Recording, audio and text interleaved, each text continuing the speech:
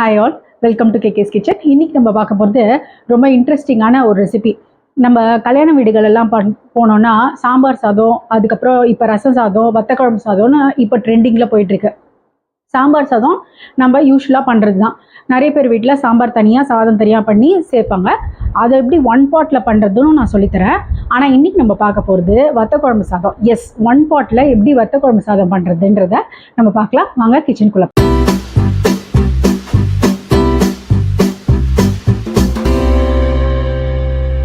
நம்ம எடுக்க போகிறது ஒரு அழகு ரைஸு. அதுக்கு வந்து சின்ன எலுமிச்சைப்பழ சைஸு புளி இருந்தால் போதும்.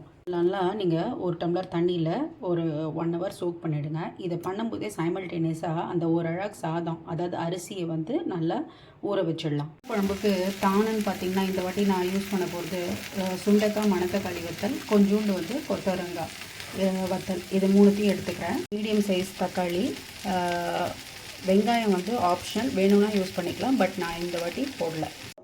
ரைஸ் பண்ண ஆரம்பிக்கலாம்.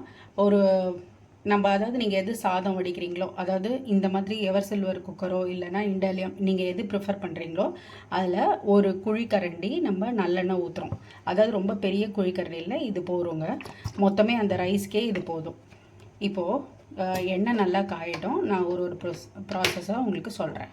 காஞ்சின்னு இருக்கும்போது தேவையான அளவு கடுகு, அதாவது ஒரு 1/2 ஸ்பூன் கடுகு போட்டுடுங்க. கடுகு நல்லா பொரிஞ்சிடணும். அதாவது வெடித்த உடனே வெந்தயம் ஒரு 1/2 ஸ்பூன் எடுத்து வச்சுக்கோங்க. அதை நம்ம அடுத்த சேர்க்கணும். இது வெடிச்சிட்டோன்னு பார்க்கலாம். அரிசியை நல்லா 2-3 வாட்டி அலம்பிட்டு நான் என்ன பண்ணியிருக்கேன்னா ஒரு 1 hour கிட்ட நல்லா ஊற வச்சுருக்கேன். இந்த மாதிரி நீங்கள் நோட் பண்ணியிருப்பீங்க, நான் புளியை வந்து ஊற வைக்கும்போது 1 டம்ளர் தண்ணியில் ஊற வச்சுருக்கேன். இப்போது யூஸ்வலாகவே நம்மளோட ரைஸ் என்ன 1:3, ஒரு அழகு எடுத்திருக்கேன். 3 டம்ளர் தண்ணி ஊற்றிருக்கேன். அதில் வந்து 1 டம்ளர் புளி தண்ணி இருக்குது. இதான் நீங்கள் நோட் பண்ணிக்கணும். கடுகு நல்லா பொரிஞ்செடுத்து இப்போது நான் அந்த 1/4 ஸ்பூன் வெந்தயத்தை போட்டுடுறேன். வெந்தயம் போட்ட கையோடு என்ன பண்ணுங்கள், நம்ம எடுத்து வச்சுருந்த வத்தல்லாம் போட்டுடலாம். அதாவது சுண்டைக்காய் வத்தல், மணத்தக்காளி, அதுக்கப்புறம் கொத்தவரங்காய். மீடியம் டு ஸ்லோலியே வச்சுக்கோங்க. இதெல்லாம் போட்டு முடித்தோடனே தக்காளி நான் ஒரு 2 போடுறேன். இந்த டைமில் உங்களுக்கு வேறு ஏதாவது கத்திரிக்காய் இல்லை வெங்காயம் அது மாதிரி ஏதாவது போடணும் அப்படின்னாலும் நீங்கள் ஆட் பண்ணிக்கலாம். நான் இன்றைக்கி வந்து இந்த மாதிரி சுண்டைக்காய் வச்சு வத்த குழம்பு பண்ணுறேன். அதனால் தக்காளி போடுறேன். மெயின் இன்க்ரீடியன்ஸ் என்னென்னன்றதை நம்ம சேர்த்துடலாம். தேவையான அளவு உப்பு, நான் கல் உப்பு சேர்த்துருக்கேன். அப்புறம் ரொம்ப முக்கியமானது பார்த்திங்கன்னா பெருங்காயப்பொடி தேவையான அளவு போட்டுக்கோங்க. இது போட்டோன்னே மஞ்சள் பொடி ஒரு 1/4 ஸ்பூன் இதில் போட்டுறேன். பொடியும் போட்டேன், நீங்கள் பார்த்துருக்கீங்க. இப்போது நம்மக்கிட்ட இருக்கிற சாம்பார் பொடி, மிளகா பொடி இருக்குல்ல, உங்கள் வீட்டு சாம்பார் பொடியோ இல்லை நீங்கள் எது யூஸ் பண்ணுறீங்களோ அதை தேவையான அளவு யூஸ் பண்ணிக்கோங்க. என்னோடய ரொம்ப ஸ்பைஸ் லெவல் ஜாஸ்தியாக இருக்கிறதுனால நான் 1/2 ஸ்பூன் தான் போட்டிருக்கேன். உங்களோட வீட்டில் இருக்கிற ஸ்பைஸ் லெவல் அந்த பொடியோட அளவுக்கு ஏற்ற மாதிரி நீங்கள் போட்டுக்கோங்க.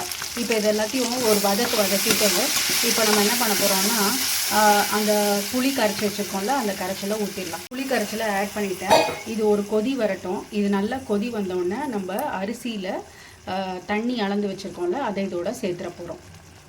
நல்லா கொதிக்கணும். இப்போ நான் வந்து நம்மளோட அந்த ஊற வச்ச அரிசியை சேர்த்துக்க போகிறேன். நீங்கள் தக்காளி ரொம்ப மேஷாக நினைக்க வேண்டாம். நம்ம ப்ரெஷர் குக் பண்ணுறதுனால நல்லா குக் ஆகிடும். இப்போது குக்கரை நீங்கள் மூடிட்டு 2 விசில், அதாவது உங்கள் குக்கருக்கு ஏற்ற மாதிரி. சில வீட்டில் வந்து 3 விசில் போட்டால் வெந்துடும். சில பேர் வீட்டில் 1 விசில்லையே நல்லா வெந்துடும். பட் எங்கள் வீட்டில் வந்து 2 விசில். ஏன்னா நம்ம டேரெக்டாக குக் பண்ணுறோம், அதனால் 2 விசில் பண்ணோன்னே நான் சொல்கிறேன். முக்கியமான டிப் என்னென்னா, நம்ம ஜென்ரலாக 3 விசில் விட வேண்டிய இடத்துல 2 விசில் விட்டால் போதும். ஏன்னா வந்து இதை நீங்கள் டேரெக்டாக குக் பண்ணுறீங்க அந்த பாட்டில். ஸோ ஈஸியாக வந்து குக் ஆகிடும். நீங்கள் 3 விசில் விட்டிங்கன்னா என்ன ஆகும்னா எல்லா தண்ணியும் அது ப்ரெஷரில் குக் ஆகி களி மாதிரி ஆகிடும். ஸோ 2 விசில் வந்து it's more then enough. 3 whistle விடுற இடத்துல 2 போகிறோம். ஏன்னா டேரெக்டாக குக் பண்ணுறதுனால. அது ஒரு இன்ஃபர்மேஷன் சொல்லிடுறேன். ஆஃப் பண்ணியாச்சு. எப்போவுமே நல்லா தெரிஞ்சுக்கோங்க, இந்த மாதிரி ரைஸ்க்கெலாம் இந்த ஸ்டீம் ஃபுல்லாக வந்து ரிலீஸ் ஆகிற வரைக்கும் வெயிட் பண்ணுங்கள். அவசரப்பட்டு நடுவில் திறக்காதீங்க. இப்போ இது ஃபுல்லாக ரிலீஸ் ஆகிடுச்சு. இப்போ நம்ம திறக்க போகிறோம். உங்களுக்கு திறக்கிற ஷார்ட்டையும் காட்டுறேன். இதை பாருங்கள், நம்மளோட வத்த குழம்பு சாதம் ரெடி ஆகிடுச்சு. பாருங்கள், நான் 2 விசில் தான் விட்டேன்.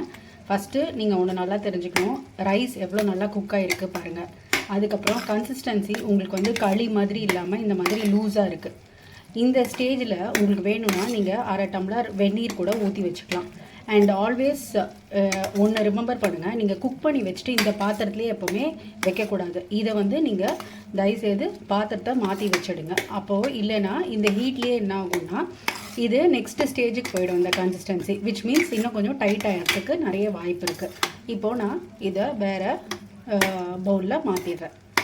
பட் பாருங்கள், ரைஸ் நல்லா குக் ஆகிருக்கு அண்ட் கன்சிஸ்டன்சியும் நல்லா இருக்குது. பாருங்கள், எல்லாமே குக் ஆகி நல்லா வந்திருக்கு. உங்களுக்கு வேணுன்னா இஃப் யூ ஃபீல் நெய்யோ இல்லை நல்லெண்ணெயோ வேணால் ஊற்றிக்கலாம். பட் நம்ம ஊற்றிட்ட அளவே வந்து போதுமானது. ஹாட் பேக்கில் போட்டுட்டேன். நீங்கள் வந்து நான் இப்போது சர்வ் பண்ணிவிட்டு மிச்சத்தை வந்து இதில் போட்டுட்டேன். உங்களுக்கு வேணால் பெரிய ஹாட் பேக்லேயோ இல்லை ஹாட் பேக் வேண்டாம் சாதாரண பாத்திரத்தினாலும் நீங்கள் வந்து தயவுசெய்து மாற்றி வச்சுடுங்க. குக்கரோடையே விட்டிங்கன்னா உங்களுக்கு நான் சொன்ன மாதிரி அடுத்த ஸ்டேஜுக்கு போயிடும். மீன்ஸ் இன்னும் கொஞ்சம் டைட்டாகிறதுக்கு வாய்ப்பு நிறைய இருக்குது. பார்த்தீங்களா, சாதம் எவ்வளோ நல்லா வெந்திருக்கு. நிறைய பேருக்கு உண்டான சந்தேகமே என்ன தெரியுமா, இந்த புளி தண்ணி இதெல்லாம் ஊற்றி நம்ம ரைஸை போட்டு குக் பண்ணும்போது ரைஸ் வேகுமான்னு எப்போவுமே நீங்கள் பார்த்துருக்கீங்களா? எந்த ஒரு டிஷ்லேயும் காயோ இல்லை எந்த இதுலேயும் குக் ஆனோன்னு தான் புளி தண்ணியை ஊற்றுவாங்க. எதுக்குன்னா புளி தண்ணியை ஊற்றினா அந்த காய்கறியெல்லாம் குக் ஆகாதுன்றது தான் யூஸ்வலாக குக்கிங் இதில் சொல்லுவாங்க. ஸோ ஆன் தேட் ஆஸ்பெக்ட் வந்து இந்த வத்த குழம்பு சாதம் அவுட்புட் எப்படி வரும்ன்றதால நிறைய பேர் அட்டம்ப்டே பண்ண மாட்டாங்க.